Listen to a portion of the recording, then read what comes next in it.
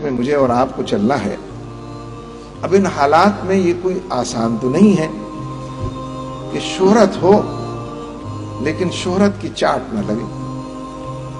یہ تو بڑا ہی مشکل کام ہے. نمود و نمائش ہو لیکن دکھاوے کی خاطر کام کرنے کی بیماری سے آدمی محفوظ رہے. یہ تو بڑی متضاد سی بات. جب شور و غوغا ہوگا، لوگ کندھوں پہ اٹھائیں گے، داد و تحسین کے ڈونگرے برسائیں گے، چاروں طرف سے آشیرواد لوگوں کی ملے گی، تو یہ جو نفس اور یہ جو اندر کا شیطان چھپا ہوا، اندر کا انسان بیٹھا ہوا ہے، یہ تو اکسائے گا کہ یار آدمی تو میں کافی بڑا ہوں، حسین و جمیل بھی شاید کافی ہوں، قد کاٹ بھی میرا اونچا. لیکن میں تو عرض کر رہا ہوں نا کہ نمود و نمائش کے جتنے عنوانات ہو سکتے ہیں خود آپ نے سجائے ہوں، خود اس کی طرف لوگوں کو بلایا ہوں، لیکن اس کی خاطر کام کرنے کی بیماری سے آدمی محفوظ رہے.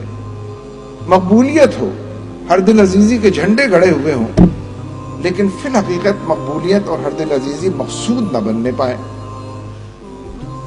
تحسین خلق ہو چاروں طرف سے، یعنی منہ دیکھی کی بھی تحسین خلق ہو، غائبانہ بھی تحسین خلق ہو، مگر اس کے حصول کی فکر یا اس حوالے سے کوئی پرواہ انسان کے اندر، کوئی ریا کی کیفیت جو ہے یہ جڑ نہ پکڑنے پائے.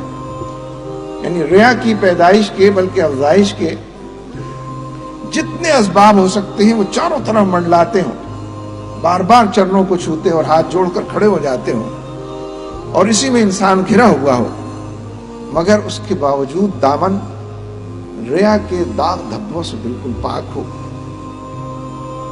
یہ کیسے ہو گئی؟ جی میں اسلامی قیادت کی بات کر رہا ہوں. یہی ہو، یہی مطلوب ہے.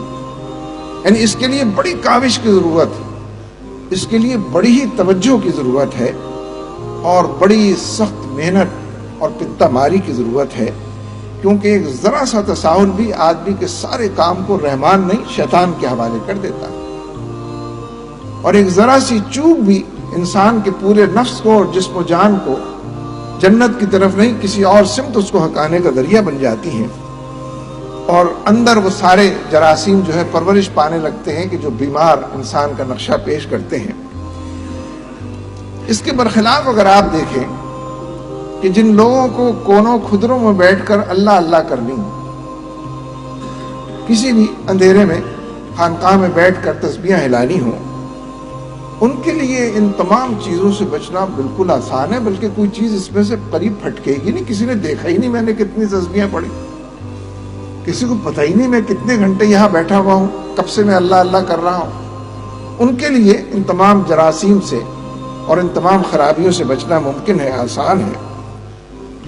لیکن ظاہر ہے کہ جو لوگ کھلے میدان میں اور ڈنکے کی چوٹ پر اور ہاں کے پکارے یہ سارا کام کر رہے ہوں، ان کو ان راہوں سے بچنا جو ہے اس کے لیے خود الگ سے ایک پتہ ماری کی ضرورت ہے. لہذا یہاں یہ بات میں کہنے کی جسارت کر رہا ہوں کہ یہ کام تو ہماری ضرورت ہے.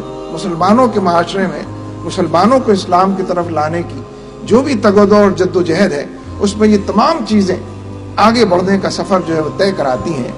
لیکن جو اس کے مضمرات ہیں، جو اس حوالے سے دل کی ہولناکیاں ہیں جو سامنے آتی ہیں، یہ جو قیادت ہے پھر یہ اخفا میں ایسے بہت سے کام کرے کہ جس کا کسی کو علم نہ ہو. وہ اجتماعی دائرے کے لوگوں کی خدمت کے کام بھی ہوں، اور وہ انفرادی دائرے کے بھی اللہ کے ساتھ تعلق کو بڑھانے اور مضبوط کرنے کے ہوں، اور شیطان کی چالوں کو شکست دینے اور نفس کے وساوس کو اندر ہی گھٹ کر مار دینے کی کیفیت.